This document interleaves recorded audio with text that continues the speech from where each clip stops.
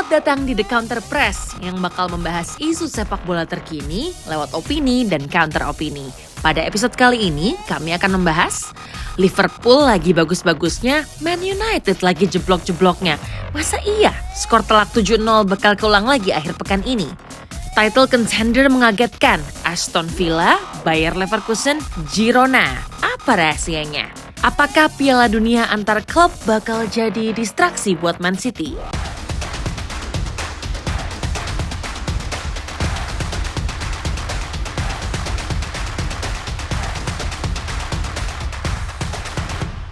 Welcome to the Counter Press, masih barengan Jerry Arvino karena Mutianya belum pulang-pulang. Dan masih barengan sama dua partner lain kita nih, ada Firzi dan juga Aldi. Ini kita pakai rumahnya. Halo, iya. Mutia nggak apa-apa kan, aman ya? Iya, aman aja. Kuncinya dititipin Iya, kok di sip. depan tadi. Iya, Mutia terima kasih ya atas kerjasama selama ini karena kita mau yang belakangnya I aja. Jerry, Firzi, Aldi. Thank you for Kecuali everything. lo Muti.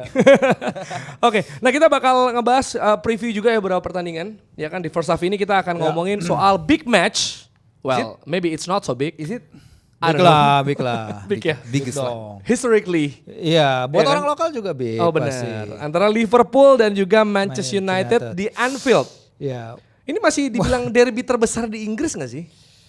Ya kalau Pasti kita lah, ngomong, udah, iya Coba pasti Firzi dulu, Aldi Firzi juga dulu. punya teman-teman di sana kan. Oh, iya, Gue iya, juga iya. punya teman-teman di Manchester, Oke, di oke. Liverpool. Mereka emang bilang derby Manchester Liverpool, walaupun memang udah nggak kayak dulu lagi, Iya. tapi jurang di antara kedua kota itu udah gede banget. Iya. Apapun yang terjadi, walaupun di klasemen juga mereka jauh. Cuman kan sekarang kita ngeliatnya konteks dari sepak bola adalah olahraga global ya. Mungkin Oke. kita lihat Man United sekarang juga lagi jauh dari title dan Liverpool juga lagi di atas. Tapi kalau kita ngomong ke orang-orang lokal, orang-orang di sana mereka kan selalu bilang Man United Liverpool kotanya mungkin hanya berapa menit Ya, perjalanan 40 kereta, menit, 40-an 40 menit. Tapi jurang di antara dua kota itu udah sangat-sangat dalam lebar Oke. sekali. Ini kan berkaitan sama sejarah ya. Maksudnya Ya, betul. dari zaman dulu begitu. Nah. Tapi kan namanya rivalitas era sekarang nih. Aldi sempat di Inggris. Dari lapangan, Sekarang berapa tahun terakhir gitu ya. Kan Liverpool sama Chelsea atau Liverpool sama Man City. Sedangkan MU sama Arsenal. Nah, sekarang ini publik Inggris masih Liverpool MU. Yes, always. It's Iya. always Manchester United and Liverpool. Yang Inggris sekarang ya? pun? Inggris. Di Inggris, Lu iya. nggak bahas kota, Iya. per Oke. kota, but secara whole Inggris, it's always Liverpool and United. Mereka terlalu besar dan mereka terlalu well respected. Yang justru pada akhirnya mocking mereka karena ya ngerasa bahwa kayaknya bukan harusnya klub lu deh yang sebesar itu, klub gue juga. Cuman kalau lu harus bisa fair ya sebaik di luar secara gelar ya, bagi efek mereka ke Eropa, bagaimana banyak aturan-aturan di Eropa yang karena kejadian para fans-fans Liverpool dan juga MU di tahun sebelumnya juga. Karena terlalu besar sekali dampak Liverpool dan MU juga. Jadi buat gua kalau ditanya apakah keduanya adalah derby atau pertandingan terbesar atau dua klub terbesar di Inggris, no doubt yes. Yes, Ya, tapi betul. sekarang kan ini ya kondisinya Liverpool Ya, itu jauh. sempat dibilang tim yang ngomongin sejarah, terutama fansnya. Nah sekarang kondisinya untuk Man United, apakah siklus Liverpool yang susah juara puluhan tahun itu sekarang akan terjadi di United? Kalau buat gua sih lebih ke dan event salahnya tuh di mana gitu membanggakan sejarah gitu. Oke. Event Aston Villa juga membanggakan sejarah. Iya. Waktu ketemu Arsenal dia bisa nyanyi Champions You'll never of sing the that. Europe, Yeah, Champions you'll of never Europe. sing that. You never Yeah, sing that. yeah. Artinya kan emang itu hal yang terpatri dalam Yes. bagi Iya. fans, bagi klub, dan buat gua baik Liverpool maupun sekarang kondisinya jadi MU tadi Jerry bilang bahwa sekarang MU nih yang lagi membanggakan sejarah. Fine buat gua. Yes. Buat gua cuman yang penting adalah performa di atas lapangan, dan gue juga cukup beruntung Maret tahun lalu bisa menyaksikan secara langsung hasil 7-0 tersebut di Anfield. Langsung di situ tuh. Iya, dan di apa namanya di Tribun The Kop juga. Wow. Jadi buat gua ya itu pertandingan yang buat gua selama 3 tahun gua di Inggris satu-satunya pertandingan Gak ada yang gue lagi. pengen nonton adalah karena kan kita dapat tuh tiket Iya, kan. iya. Lu pengen nonton apa? Liverpool MU atau MU Liverpool? Iya. 3 musim gak pernah dapat, di tahun terakhir udah dapat, dan karena itu pertandingan yang lu gak bisa lewatin karena it's the biggest Iya. two clubs. Apalagi di The Cop pula ya. Iya. Apalagi The Cup. As a football fan ya, As a football apapun fans. apapun Oh, iya, tim iya, yang iya. lu dukung, Yes. itu adalah laga yang Apalagi kalau harus banget ditonton. Lu mempelajari sejarah Britania Iya. Raya juga, karena ini klub sangat amat punya apa namanya dampak yang luar biasa juga bagi perkembangan sepak bola Inggris. Tapi tadi Firzi ngomong soal gapnya sekarang udah jauh nih. Ya kan? Iya. Terutama juga ya musim Iya. lalu di Anfield 7-0 skornya, dan sekarang juga ya secara peringkat juga cukup jauh gitu. 10 poin. Sebenarnya gini Jar, 9 poin. kalau gap itu jauh, sebenarnya Liverpool itu potentially banana skin musim ini ya. Wow. Karena kalau misalnya pembeliannya Alexis, pembeliannya Szoboszlai gagal, kalau mereka revert musim lalu kan buruk banget tuh. Ya. Ternyata ini kalau lu punya structure yang bagus, lu punya pelatih yang tahu bagaimana cara bermain, lu punya sistem yang udah terbukti selama bertahun-tahun, lu akan dapat apa yang didapatkan oleh Klopp sekarang ini. 27 laga mereka itu hanya kalah sekali. Oke. Dan setengah dari poin mereka, 18 dari 37 itu mereka dapat dari losing position. Adaptasi McAllister, adaptasi Gravenberch, adaptasinya siapa lagi pemain yang di tengah. Itu luar biasa banget. Belum kita ngomongin lini Endo depan, gitu ya. iya. Darwin dan lain-lain. Ini menurut gua perbedaannya ya dengan Man United yang udah belanja 400 juta pound sejak Erik ten Hag datang. Tapi mereka dapat hasil, ya kadang they get the result but they don't get the performance. Kadang mereka performance-nya gak ada, abis itu revert balik kayak ketika melawan Bournemouth kemarin. I mean, kita mau bilang Man United jelek, tapi toh mereka cuma hanya terbaut berapa poin, yang itu kan 3 poin dari City kalau di klasemen 4 ya sekarang ya, karena City kan kemarin 5 lah lebih sekarang ya. Udah 6 berarti ya, sekarang ya. itu pekan lalu lah. Nah ini yang perbedaan dari kedua tim. Sekarang Liverpool apalagi tanpa Bruno juga di lini tengah Man United, I mean it's just too much sih kalau gue bilang. Yang diledekin kabur ya, sengaja kabur biar nggak kena pembantaian Anfield. Tapi dari United sendiri nih, kondisi ini apakah bakal menyulitkan atau mengancam posisi Ten Hag sebenarnya? Enggak. Masih belum ya? Mau menang mau kalah, posisinya tetap aja nggak nyaman buat Ten Hag karena masih terlalu banyak PR dari United, masih banyak waktu juga mereka untuk nunggu Ratcliffe masuk beneran. Bagaimana sejauh apa dia bakal into dengan sistem sepak bolanya, bagaimana lu mengatur, lu mendatangkan sporting director yang baru, seberapa jauh karena ini masih panjang dan ini nggak sesimpel bahwa kalau nanti kalah lawan Liverpool kita pecat Ten Hag. Buat gua diskusinya lebih jauh dari itu karena menghadapi Liverpool di weekend nanti. Buat gua ya ini game yang distant tuh dimenangkan oleh Liverpool. Cuman apakah Liverpool pasti menang? Enggak juga karena secara performa Liverpool juga belum yang bagus-bagus banget. Kualitas mereka drop, mentalitas mereka bagus banget. Menghadapi Fulham contohnya. Fulham sebenarnya biasa aja gitu secara performance. Minggu lalu emang lawan West Ham cukup bagus.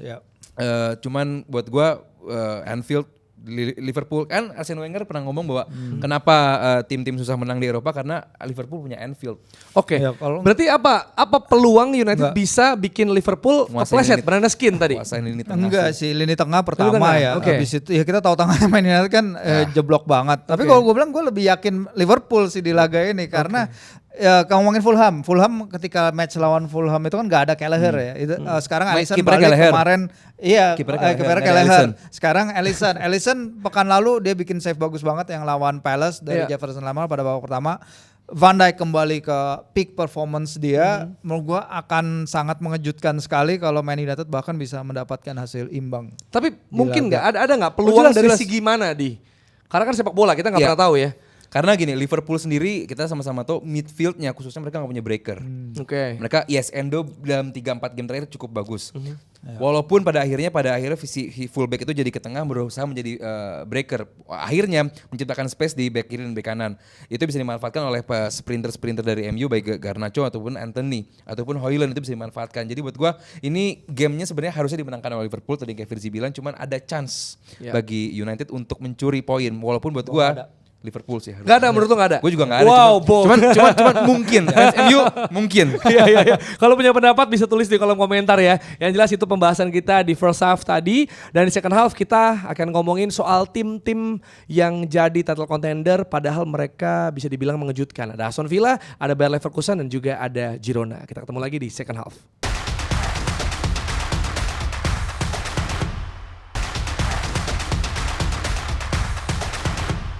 Still on the counter press, di second half ini kita akan ngomongin kebangkitan tim-tim yang tidak terduga. Ya gue gak bisa bilang ini tim kecil juga, sebenarnya gak semua tim kecil karena ada history juga di belakangnya dan bukan mungkin pertama kalinya juga naik ke atas. Tapi udah lama banget, kita udah lama gak lihat gebrakan kayak di Premier League nih. Ada Aston Villa yang peringkat 3 bahkan mengalahkan City dan Arsenal.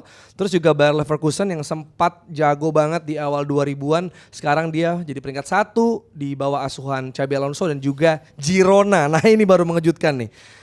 Gimana? Villa, Leverkusen, Girona, apakah masih disebut tim kecil? Ya apa ya? menarik sih lihat mereka karena dari dulu emang gue selalu suka tim-tim tier kedua lah kayak Underdog gini, apalagi kalau main FIFA gitu-gitu kan. Oke. FM Ketika ya. FM, iya, dan tim-tim kayak gini yang selalu menarik buat gue. Dan kedatangan pelatih-pelatih yang kita not necessarily kira bakal memberikan dampak seperti ini ya, ya ketika kita terima aja kalau Emery ketika dia di Inggris, bagaimana dia di Arsenal, di Paris juga sebenarnya dia juga nggak bisa dibilang outstanding sukses, Yeah. tapi kita tahu Villa bagaimana juga terutama ketika di bawah Steven Gerrard jauh banget level of performance-nya dengan basically pemain yang kurang lebih sama. Bahkan berantem. Awal musim ini mereka kehilangan Tyrone Mings, salah satu pilar utama mereka, tapi Pau Torres sih di belakang keren banget menurut gua. Xabi Alonso di Leverkusen, wah itu emang hebat banget performance-nya, penampilannya, mercatonya, pembelian pemainnya juga. Dan Girona ya, Tepat tentu guna yang- ya. Gila. Nah karena Aldi pakai baju Arsenal, gue mau nanya soal Aston Villa nih. Iya. Yang baru Cocok. mengalahkan tim kita, Arsenal. Dan juga clean sheet di Villa Park gitu. iya. Dengan gaya bermain high defensive line, attacking football gitu. Gimana lu ngelihat Aston Villa as a team? Sebenarnya Aston Villa belum bisa gue ajak diskusi untuk pembahasan ini karena kalau Girona sama Leverkusen yes, they top of the league, Oke. dia menunjukkan performa yang cukup bagus. Cuma kalau Aston Villa gue bilang ya sebenarnya masih yes mengejutkan, oke. Pembeliannya ya cukup bagus gitu, nggak yang langsung outstanding performa lu benar-benar menunjukkan performa yang luar biasa. Kalau lu compare sama Girona dan juga Leverkusen, Aston Villa masih yang bentar ya tunggu dulu nih. Gitu. Oke. Karena kalau Girona Nah, sama karena Leverkusen- liganya juga jauh lebih susah kan. Ya. di Sekalipun udah ngalahin Inggris. City Arsenal. Ya tim-tim kecil juga bisa ngalahin Barcelona dan juga Madrid gitu. Oh. Artinya bahwa itu anything can happen in football gitu. Dan apakah konsisten selama 13 pekan ya itu kan nggak juga gitu. Dia masih ada naik turunnya walaupun dengan adanya Emery terus juga walaupun dibandingkan dengan dua pelatih di Girona dan juga Leverkusen, Emery yang paling senior gitu kan yang pengalaman paling banyak. Walaupun gue tuh di London juga sempat di studio gue pernah Xabi Alonso itu hampir masuk ke klub Jerman, Ya. cuman bukan bukan Leverkusen. warnanya hijau lah pokoknya. Jadi Ada dua tuh yang terkenal warna hijau ya. Jangan disebutkan karena itu nggak masuk media juga. Dan buat gue kalau Villa gue masih belum terlalu menunjukkan wah ini hebat nih tim gitu. Yang jelas mereka keras dalam bertahan, mereka punya kiper yang cukup flamboyan dan lini depan mereka yang juga cukup ya oke lah dengan kedatangan dari Diaby dan juga tahun lalu ada Leon Bailey ya buat gue cukup oke lah. Cuman kalau apakah ini bisa dibahas secara lebih lengkap, secara lebih detail masih biasa-biasa aja Villa belum yang terlalu luar biasa buat gue. Ya. Iya, Walaupun banyak tapi orang membandingkan dengan Leicester loh. 15 laga enggak beda Belum ya? situasi. Belum. 15 laga kandang menang beruntun tuh menurut gua hebat sih. Dan kalau dibandingkan dengan Leicester it's Belum. a different season, different Lawan-lawannya. kalau di sini ya. Kalau gini, bedanya di sini adalah Villa menunjukkan bahwa kelas Premier League tuh semua naik, bukan hanya klub-klub yang kita kenal Big Four. Abis dari Big Four ada Big Six. Sekarang mungkin 7 or 8 teams ya. Udah on par. Kita belum ngomongin Brighton, kita ngomongin siapa Newcastle. lagi Newcastle itu dan lain-lain. Ini adalah bukti bahwa Premier League dengan all their riches itu bisa mengangkat the whole competition. Makanya susah kalau kita bandingin dengan Girona dengan makanya. Iya, karena Girona squad value mereka hanya 1/10-nya Real Madrid. Ya. Tapi mereka bisa unggul sekarang setelah berapa pekan? Even Setelah di compare sama Aston Villa juga jauh. Iya, kalau Mereka kita punya ngomongin world winner benar keeper. Piala Dunia, Iya. iya winner Piala Dunia, gelandang timnas Secara Brazil, tim memang beda banget. Wally Watkins dan lain-lain. Jadi too soon untuk ngomong Aston Villa Gua sih ini. masih tuh. Enggak sih, kalau gue ya kita lihat aja for the moment ini ya mereka emang bagus, Dia nggak bagus, bisa yes, diapain gitu. iya. Oke. Apalagi Tapi tadi bagus kalau poinnya kita dari lihat Virgi. ke depannya Title contender injury. jauh ya. Belum. Enggak, Belum. ya belum sih, Belum. tapi they're about gitu. Ada Iya. di sana, On the tapi track. bukan berarti bahwa ya apalagi kita tahu City bisa bangkit nggak, karena kita tahu Pep itu setelah break musim setelah paruh Break. kedua musim setelah Januari period, Februari iya. pasti dia bisa Gas. meningkatkan. Historically kayak gitu kan Pep. Iya. Nah, kita akan lihat Januari akan ada apa nih yang menarik? Apakah Pep menilai pembelian apakah terlalu banyak yang pergi? Gundogan dan lain-lain, Mahrez akhirnya perlu diganti. Tapi kalau kita lihat Villa dengan apa yang mereka tunjukin sekarang itu menurut gua ada Karena Keren ya, belanjanya banyak juga sih, to be Keren fair. banget ya. Belanjanya juga lumayan banyak. Tapi kan tepat, Kamara. iya. Oh, tepat guna. Tepat Iya, guna, tepat guna. itu betul. Itu fair. Dan tadi Iya. poin dari Virgi bagus. Dia 15. Berapa?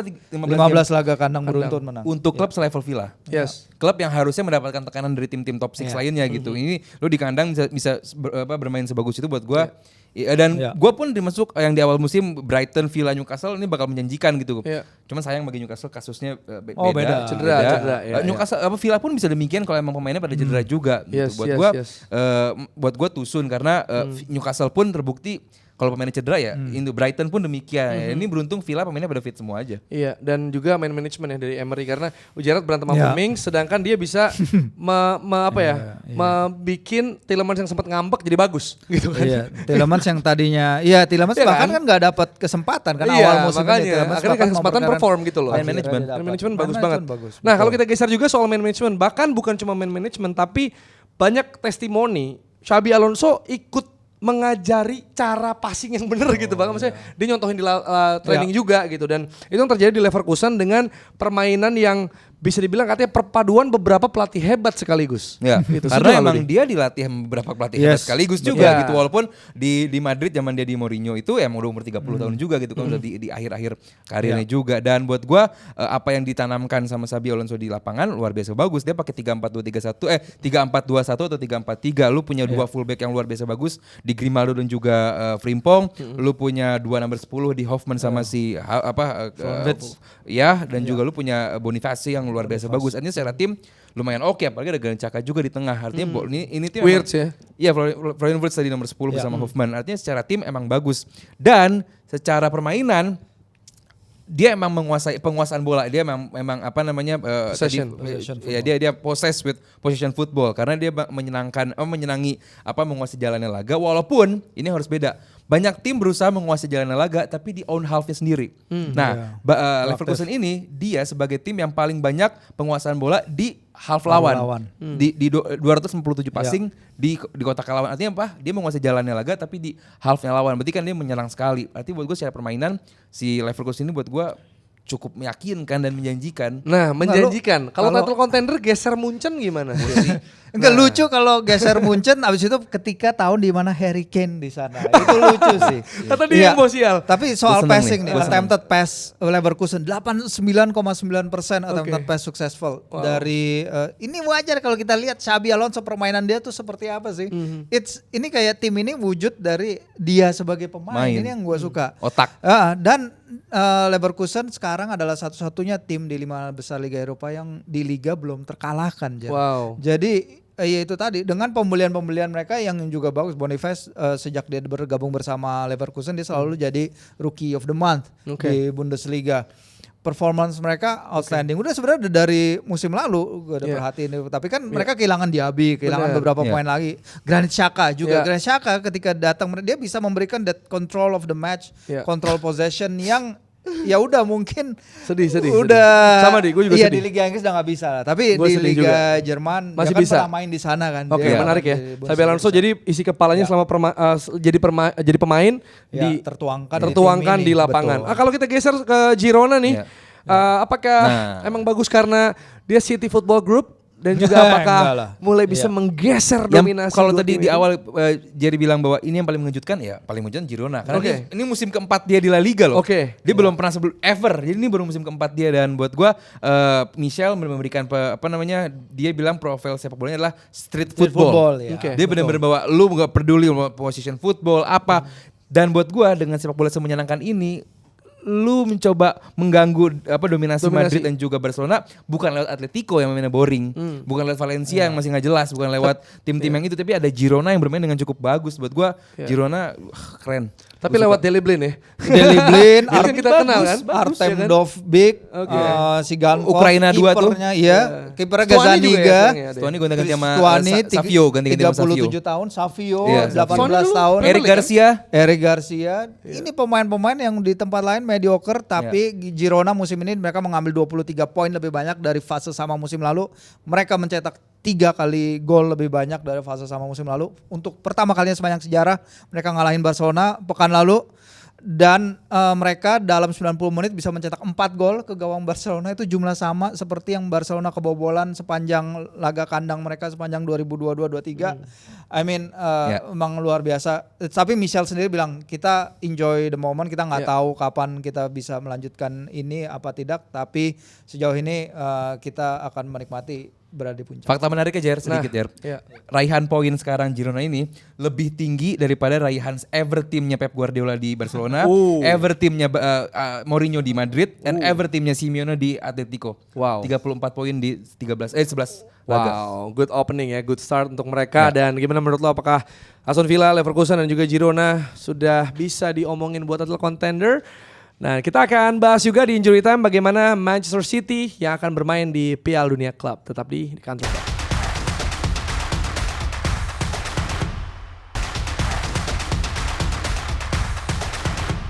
Di Injury Time di Counter Press, saatnya kita membahas juara Liga Champions musim lalu, Premier League juga sih, dia treble ya.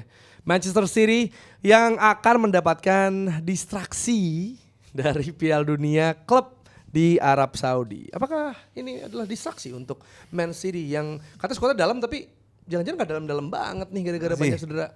Ya kalau lo harus di tengah musim harus terbang ke Jeddah untuk main bola ya iyalah. Cuman kan ini maksudnya ini gini Jar, ini kan kompetisi yang bersejarah juga ya. Dan kan udah banyak, ini kan kompetisi yang mempertemukan juara Liga Champions Afrika, juara Liga Champions Asia. Antar benua. Dan lain-lain, Copa Libertadores, ya all the best teams main ini sejak di namanya adalah Piala Interkontinental dulu kan memang bergengsi ya. Ketika masih dimainkan di Jepang. Iya. Bukannya finalnya aja yang bergengsi? Kalau kita lihat sebenarnya iya kan? Iya, dan ini sebenarnya pasti ujung-ujungnya kan antara wakil Eropa sama wakil Amerika Selatan kan. Dan wakil Eropa itu selalu menang dalam setiap edisi sejak internasional kalau nggak salah ngalahin Chelsea, Corinthians ngalahin Chelsea pada 2012. Oh iya. Tapi setelah itu ada lagi deretan tim-tim Eropa. Jadi memang gap kekuatannya terlalu besar. Apalagi kalau kita ngomongin tim yang si juara Copa Libertadores kan adalah Fluminense ya, gelar pertama mereka, dan dilatih Fernando Diniz yang nyambi jadi pelatih timnas Brazil. Yeah. Nah, gue pengen lihat sih sebenarnya Pep Guardiola, dia memang City emang belum pernah main di kompetisi ini, tapi Pep Guardiola pernah 2 kali tampil ya, 2009 sama 2011 setelah membawa Barcelona juara Liga Champions. Jadi dia pasti tahu cara juggling squadnya, cara menyikapi pertandingannya. Ya oke, pertandingan pertama kan pasti semi bye ya, mereka kan diunggulkan untuk menang itu, mau itu lawan Al Ahly atau misalnya yang faktor yang membedakan kan tahun ini karena ada Al Ittihad ya. Karena sekarang main tuan di Jeddah tuan rumah, Al Ittihad main, Al Ittihad dengan kekuatan PIF-nya itu Benzema, Marcelo Gallardo sebagai pelatih. Nah itu aja sih yang memberikan poros kekuatan di turnamen kali ini sedikit beda dari biasanya. Tapi menurut lu penting gak selain bikin City capek? Ya Pep Guardiola tentu dia sebagai record breaker, dia pengen memberikan rekor lagi bahwa City debutan di turnamen ini belum pernah gitu. Kalau Pepnya sih ya tadi dibilang sama Firzi emang udah pernah. Cuman ya City tentu pengen mencoba wilayah baru yang belum pernah mereka duduki, dan ini adalah salah satu wilayah yang belum pernah mereka duduki juga, dan terbuka lebar nih event dengan squad lapis 3-nya mungkin gue sih masih pede-pede aja. City masih bisa, dan seperti yang Firzi bilang tadi juga dengan kekuatan PFAF, bukan cuma Ittihad, event turnamennya pun emang di bawah naungan PAF gitu. Jadi emang ini pengennya si Saudi buat tuan rumah di sini, dan mereka udah bidding buat 2024 juga di gua dong gitu. Cuman belum tahu nih di confirm apa enggak. Cuman ya dari tanggal 12 sampai 22 Desember turnamennya, dan tentu ini bakal menjadi weekend yang menjadi week yang cukup merepotkan bagi Pep karena Liga Premier League nggak libur gitu, sementara kan liga lain kan libur gitu. Jadi buat gue ini yang bakal merepotkan Pep, walaupun hasilnya tuh bakal diidam-idamkan sama Dan City. mungkin Pep juga datang dengan mindset bahwa kita sebelum lawan Luton kan mereka 4 pertandingan ya nggak menang. Jadi mungkin mindsetnya dia adalah beda sekarang, dalam artian bahwa Liga Inggris udah nggak segampang musim-musim sebelumnya. Ada banyak challenges di Premier League musim ini, rotational squad. Oke, kita membicarakan Matheus Nunes, Gvardiol yang belum bisa masuk benar dalam squad itu. Ya menurut gue memang ini bisa jadi embedding proses lagi sih. Embedding proses yang tanpa beban seperti di Premier League ya. Karena mau gak mau, cepat atau lambat, pemain-pemain kayak Nunes, Gvardiol yang akhirnya dia pasang sebagai gelandang tengah itu harus cepat beradaptasi dengan squad yang ada sekarang. Dan ini tahun terakhir ya Piala Dunia Klub ini format 7 klub, karena di 2025 akan ada di Amerika Serikat, bakal jadi turnamen 32 klub kayak Piala Dunia beneran. Dan akan 4 tahun sekali ya sepertinya. Nah, secara singkat aja, apakah hal ini akan menaikkan gengsi turnamen ini? Tidak? Enggak sih. Enggak ya? Gua kan ada alasan yang pengen dielaborasi. Iya, gue inget romantismenya Piala Interkontinental aja sih.